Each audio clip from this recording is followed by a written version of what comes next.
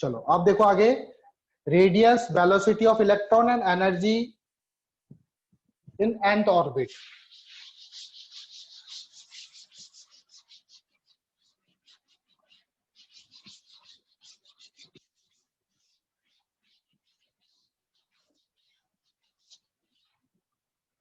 अब लिख लो, आप टॉपिक डालो, radius, velocity and energy of electron in nth orbit. In nth orbit, n की वैल्यू 1 2 3 4 कुछ भी हो सकती है, ठीक है। कौन से ऑर्बिट की बात कर रहे हैं हम लोग?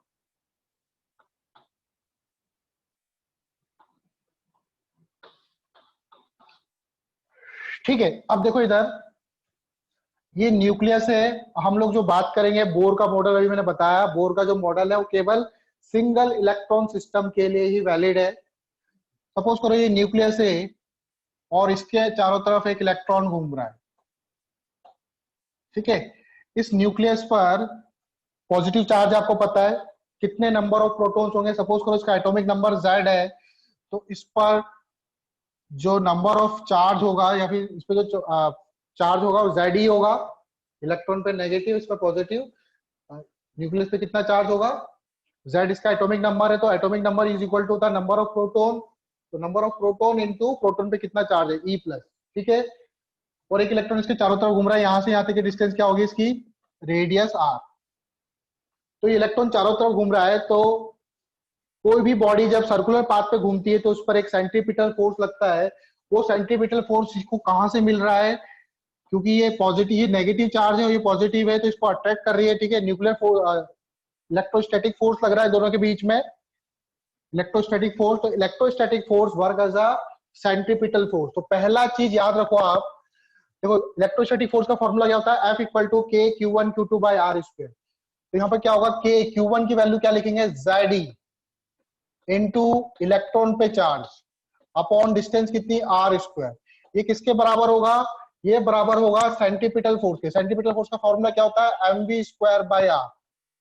एक इक्वेशन ये याद रखनी है आपको, और दूसरी इक्वेशन आपको याद रखनी है, दूसरी तो आपको ये बताया था मैंने, कि जो एंगुलर मोमेंटम होता है mvr, वो इक्वल टू होगा nh बाई 2 पाई। बस इन दोनों इक्वेशन की मदद से ही हम लोग सारी चीज निकालेंगे, ठीक है। आपको ये दो चीजें याद रखनी है कि आपका बेटा वो इलेक्ट्रोस्टैटिक कांस्टेंट बोलते हैं ना, K equal to 1/4 by epsilon naught. दो चार्जेस है Q1 Q2, इनके बीच में फोर्स इक्वल टू क्या होता है? 1/4 pi epsilon naught Q1 Q2 by R square. ये 1/4 बाय एप्सिलॉन नॉट को K बोलते हैं, that is electrostatic constant. Maria बेटा भूल गए आप?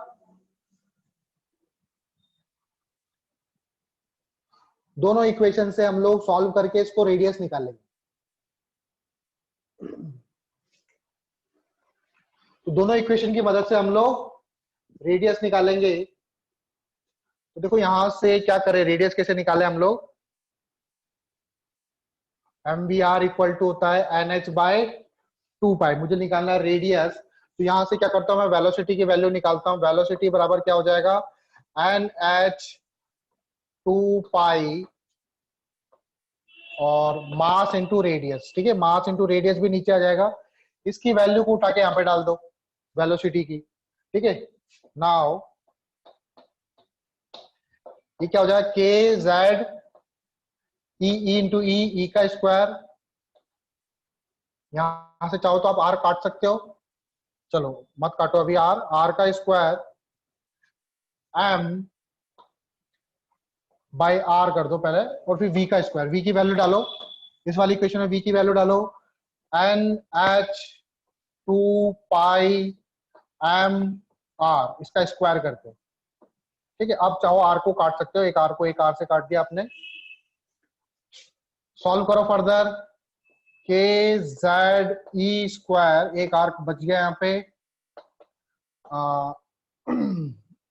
यहाँ पे देखो m का स्क्वायर है वैसे तो, m n का स्क्वायर h का स्क्वायर 4 2 का स्क्वायर 4, पाई का स्क्वायर, फिर अगेन m का स्क्वायर, फिर अगेन r का स्क्वायर। अब देखो यहाँ पर भी r है और यहाँ पर r का स्क्वायर, अगेन r से एक r कैंसिल, m है इधर और ये m का स्क्वायर है, एक m से एक m कैंसिल। ठीक है, हमें क्या निकालना है, r निकालना है। तो देखो r इक्वल टू कितना आ जाएगा,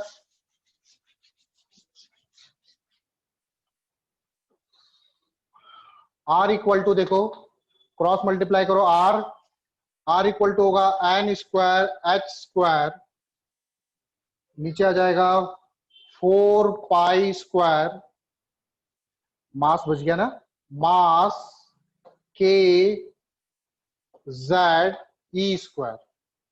ठीक है,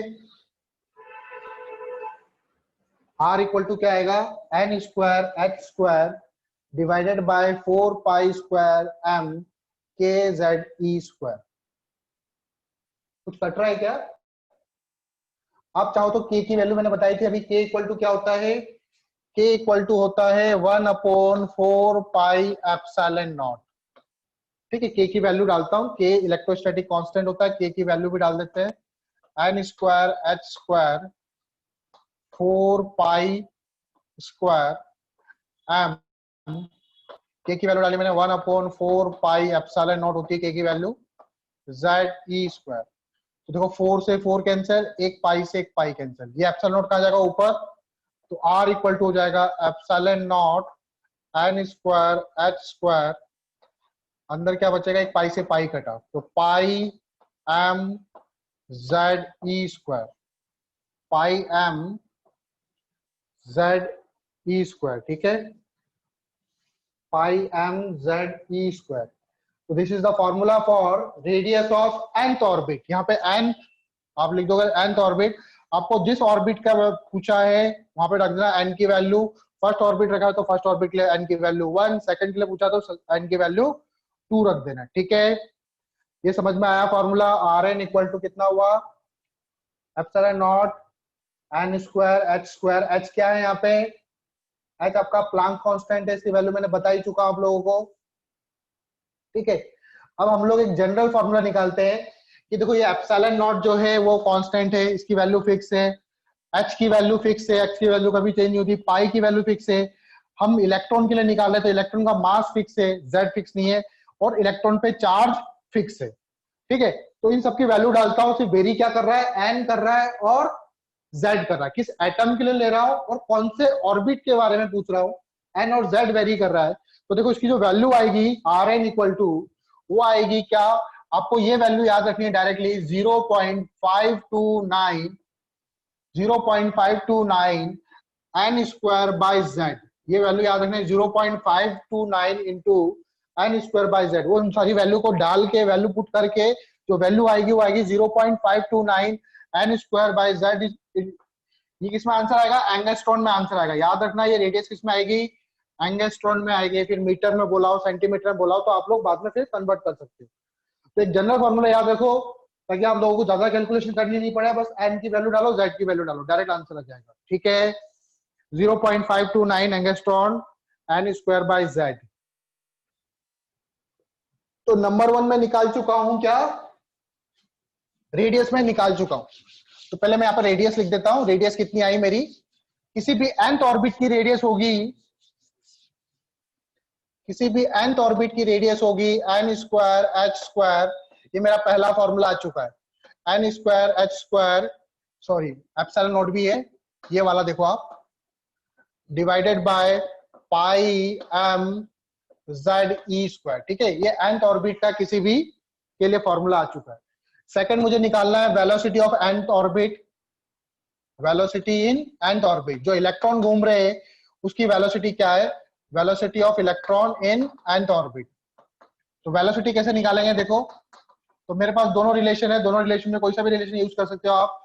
mvr इक्वल टू था nh बाई 2 पाई, तो यहां से क्या करो, वेलोसिटी बराबर क्या हो जाएगा, वेलोसिटी इक्वल टू हो जाएगा nh divided by 2 pi r, ये होगा, सॉरी m भी आएगा 2 पाई m इंटू r की वैल्यू मेरे को पता चली गई है, r की वैल्यू पुट कर दो इसमें, r की वैल्यू पुट करो, v इक्वल टू क्या आ जाएगा, nh 2 पाई m, r की वैल्यू कितनी है, epsilon not n square h square divided by pi m z e square.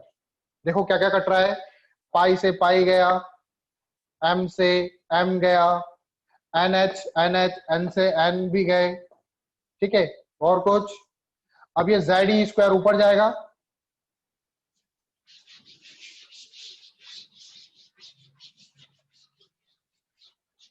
तो वेलोसिटी इक्वल टू क्या हो जाएगा, देखो जेड ई स्क्वायर ऊपर जाएगा, जेड ई स्क्वायर, और नीचे क्या बचेगा आपके पास, यहाँ पे 2 बचा, 2 एप्सिलॉन नॉट, और क्या बचा, ये स्क्वायर कट गए थे ना, एन एच एन एच, ठीक है। और कुछ आएगा क्या, और देखो सही करा हमने, जेड ई स्क्वायर ऊपर गया, 2 एप्सिलॉन नॉट एन एच, ठीक है। तो ये आएगा फाइनली फॉर्मूला, ये आया आपका वेलोसिटी इन nth ऑर्बिट। तो वेलोसिटी इन n ऑर्बिट में निकालने के लिए आप ये फॉर्मूला यूज करोगे, Z E square divided by 2 epsilon not an H. अब क्या क्या कांस्टेंट है, सॉरी क्या क्या वेरी कर रहा है, जेड वेरी कर सकता है, और किस ऑर्बिट में वेलोसिटी पूछ रहा हूं वो वेरी कर सकता है, बाकी सब कांस्टेंट है। चार्ज ऑन इलेक्ट्रॉन कांस्टेंट है, वो कभी वेरी नहीं करता, 2 की वैल्यू कांस्टेंट है, एप्सिलॉन नॉट की वैल्यू कांस्टेंट है, और h की वैल्यू कांस्टेंट है। तो अगर मैं फर्दर इसको सॉल्व करूं तो ये जो वैल्यू आएगी ये आएगी 2.19, velocity and V N equal to आएगा 2.19 into 10⁶, 2.19 into 10⁶ into Z by N, आपको ये याद रखना है, 2.19 इंटू 10⁶ जेड बाई एन। इसमें आंसर आएगा मीटर पर सेकंड में, इसमें आंसर आएगा मीटर पर सेकंड में। तो आपको वेलोसिटी इन nth ऑर्बिट ये याद रखनी है, 2.19 इंटू 10⁶, ठीक है, 2.19 इंटू 10⁶ होगा, ठीक। तो सेकंड चीज मेरी निकल गई, वेलोसिटी सबको रब कर रहा हूं मैं अब। तो वेलोसिटी इन nth ऑर्बिट का फॉर्मूला क्या आया, सेकंड फॉर्मूला मेरा आ गया, velocity of nth orbit vn equal to 2.19 into 10⁶ into Z by N, ठीक है। और ये कितना आया था, 0.529 N square by Z angstrom में, और ये आया मीटर पर सेकंड में, ठीक है। वैसे तो ये वाला फॉर्मूला यूज करेंगे हम लोग, जो फर्दर यूज करना है भी फॉर्मूले वगैरह निकालने में, डेरिवेशन में, लेकिन जो क्वेश्चंस वगैरह करेंगे वो हम जनरली इसी वाले फॉर्मूले से करेंगे, ठीक है। क्वेश्चंस वगैरह हम लोग इसी फॉर्मूले से करेंगे, ठीक है। अब जैसे मैंने आपको पूछा, बताओ कि जो हाइड्रोजन एटम है उसकी फर्स्ट रेडियस कितनी होगी। तो हाइड्रोजन एटम के लिए फर्स्ट रेडियस देखो, radius of first orbit of hydrogen atom, radius of first orbit of hydrogen atom. तो हाइड्रोजन एटम के लिए Z की वैल्यू कितनी, हाइड्रोजन एटम के लिए Z की वैल्यू 1, ऑर्बिट कौन सा पूछा मैंने, n इक्वल टू 1। तो रेडियस ऑफ फर्स्ट ऑर्बिट क्या आ जाएगा, R1 0.529 इंटू n का स्क्वायर 1 का स्क्वायर डिवाइडेड बाय 1 एंगस्ट्रॉन, ठीक है। तो इसको बोलते हैं हम लोग बोर्स रेडियस, इसको बोलते हैं 0.529 एंगस्ट्रॉन, इसको हम लोग बोलते हैं बोर्स रेडियस, ठीक है। इसको क्या बोलते हैं, बोर रेडियस। तो 0.529 एंगस्ट्रॉन दैट इज कॉल्ड, इसको हम लोग बोलते हैं बोर्स रेडियस, ठीक है। उसी तरह से आप लोग अगर यहाँ पर Z की वैल्यू हाइड्रोजन एटम के लिए निकालोगे, Z की वैल्यू 1, N की वैल्यू 1, तो फर्स्ट ऑर्बिट में कितनी वैल्यू आएगी, 2.19 इंटू 10⁶ मीटर पर सेकेंड, ठीक है। तो हाइड्रोजन एटम के फर्स्ट ऑर्बिट में इलेक्ट्रॉन की वेलोसिटी होती है 2.19 इंटू 10⁶ मीटर पर सेकेंड। यहां तक बात क्लियर है, किसी को डाउट है पूछ लो, ठीक है। मेनली आपको फॉर्मूले वगैरह नहीं पूछेंगे, आप लोगों को क्वेश्चन में बताऊंगा किस तरह के क्वेश्चन होंगे। अब आपको पूछा कि जो एरिया ऑफ ऑर्बिट होगा वो एन और जेड के कैसे प्रोपोर्शनल होगा। तो एरिया ऑफ ऑर्बिट जो होगा वो किसके, एरिया ऑफ ऑर्बिट क्या होता है, पाई आर स्क्वायर।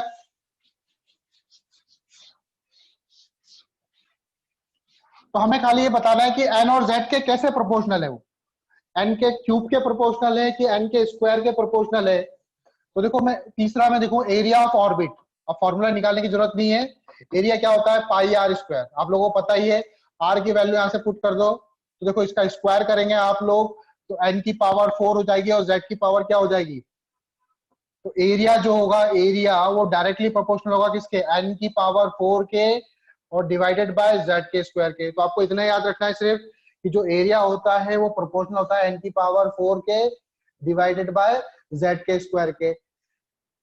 फिर अगला आता है जो टाइम पीरियड। टाइम पीरियड क्या होता है, टाइम पीरियड पता है आप लोगों को। टाइम पीरियड होता है कि वो कंप्लीट एक चक्कर काटने में कितना टाइम लगा रहा है। तो कंप्लीट चक्कर में जिसने कितनी डिस्टेंस ट्रेवल करी, कंप्लीट डिस्टेंस में 2 पाई आर डिस्टेंस ट्रेवल करी, सर्कल बना रहा है ये, ठीक है। और कितनी वेलोसिटी से जा रहा है, वी वेलोसिटी से जा रहा है। तो इसका मतलब 2 आर को डिवाइड कर दो, 2 pi R divided by I, time period क्या हो जाएगा 2 pi R divided by V. तो रेडियस की जगह रेडियस की वैल्यू रखेंगे, वेलोसिटी की जगह वेलोसिटी की वैल्यू रखेंगे। तो देखो क्या होगा, तो टाइम पीरियड जो टी होगा वो प्रोपोर्शनल होगा किसके, N square by Z divided by, इसमें क्या है वेलोसिटी में जेड बाई एन। तो कुछ कट रहा है क्या, देखो कुछ नहीं कट रहा, ये डायरेक्टली आ जाएगा आपका टाइम पीरियड प्रोपोर्शनल होगा, देखो एन से एन मल्टीप्लाई हो जाएगा, एन का क्यूब डिवाइडेड बाय जेड का स्क्वायर। तो टाइम पीरियड जो होगा वो प्रोपोर्शनल होता है नंबर ऑफ ऑर्बिट के क्यूब के और इनवर्सली प्रोपोर्शनल होता है एटॉमिक नंबर के स्क्वायर के। ठीक, इसके बाद आता है आपका फ्रीक्वेंसी। फ्रीक्वेंसी किसके प्रोपोर्शनल होगी, तो फ्रीक्वेंसी कैसे निकालोगे आप लोग। तो फ्रीक्वेंसी इक्वल टू क्या होता है, फ्रीक्वेंसी इक्वल टू होता है 1/t, टाइम पीरियड का रेसिप्रोकल। तो बस का रेसिप्रोकल कर दो। तो फ्रीक्वेंसी जो होगी एफ वो प्रोपोर्शनल होगी टाइम पीरियड का रेसिप्रोकल, इसको उल्टा कर दो बस। तो फ्रीक्वेंसी प्रोपोर्शनल होगी Z square by N cube के। फ्रीक्वेंसी प्रोपोर्शनल होगी Z square by N cube के। नंबर 6, फ्रीक्वेंसी के बाद आता है आपका करंट। अब क्या हो रहा है, इलेक्ट्रॉन चक्कर काट रहे हैं, ठीक है, इलेक्ट्रॉन रिवॉल्व कर रहे हैं, तो क्या हो रही है, चार्ज फ्लो कर रहा है। जैसे इलेक्ट्रॉन्स इस तरह से घूम रहे हैं, ये न्यूक्लियस है, इस पे चार्ज है कुछ, तो टी टाइम के बाद वापस से इलेक्ट्रॉन्स आएगा। टी क्या है आपका टाइम पीरियड, एक टाइम पीरियड के बाद ये वापस से आएगा। तो टी टाइम में कितना चार्ज फ्लो हुआ, टी टाइम में ई चार्ज फ्लो हुआ। तो करंट क्या होती है, rate of flow of charge, charge upon time current होती है। आई बराबर क्या होता है, आई इक्वल टू होता है, आपको यहां पे लिखो करंट, करंट लिखो करंट, आई बराबर क्या होता है क्यू अपॉन टी। तो आई इक्वल टू क्यू क्या है, टी टाइम पीरियड जो है वो किसके प्रोपोर्शनल है, मैं डायरेक्ट प्रोपोर्शनल का साइन यूज करूंगा। तो नीचे टाइम पीरियड जाएगा, तो आई जो होगा करंट। अब चार्ज तो क्या है, इलेक्ट्रॉन पे चार्ज तो कांस्टेंट है, इलेक्ट्रॉन पे चार्ज थोड़ी वेरी करेगा। तो करंट जो है वो इनवर्सली प्रोपोर्शनल टाइम पीरियड के, और टाइम पीरियड इक्वल टू क्या है, तो करंट भी क्या होगी किसके प्रोपोर्शनल होगी, Z square by N cube के। तो किसी भी ऑर्बिट पे जो करंट होगी वो प्रोपोर्शनल होगी Z square by N cube के, ठीक है, करंट भी प्रोपोर्शनल होगी Z square by N cube के, ठीक है। फिर एक और चीज आती है जिसको बोलते हैं हम लोग मैग्नेटिक मूवमेंट। एक और चीज आती है जिसको बोलते हैं मैग्नेटिक, मैग्नेटिक मूवमेंट, ठीक है। मैग्नेटिक मूवमेंट आप लोगों ने नहीं पढ़ा होगा, आपने इलेक्ट्रोस्टैटिक भी नहीं पढ़ा, वहां पर डाइपोल मूवमेंट होता है। मैग्नेटिक मूवमेंट का फॉर्मूला याद रखो, मैग्नेटिक मूवमेंट का फॉर्मूला क्या होता है, number of turns N I into area. N क्या है, जैसे कोई कॉइल होती है ना, जैसे किसी वायर को मैंने किसी के ऊपर लपेट दिया और उसमें करंट फ्लो करवा रहे हैं, तो वायर जो है वो मैग्नेट की तरह बिहेव करती है, ठीक है। तो उसका मैग्नेटिक मूवमेंट, मैग्नेटिक मूवमेंट एक तरह की फिजिकल क्वांटिटी है।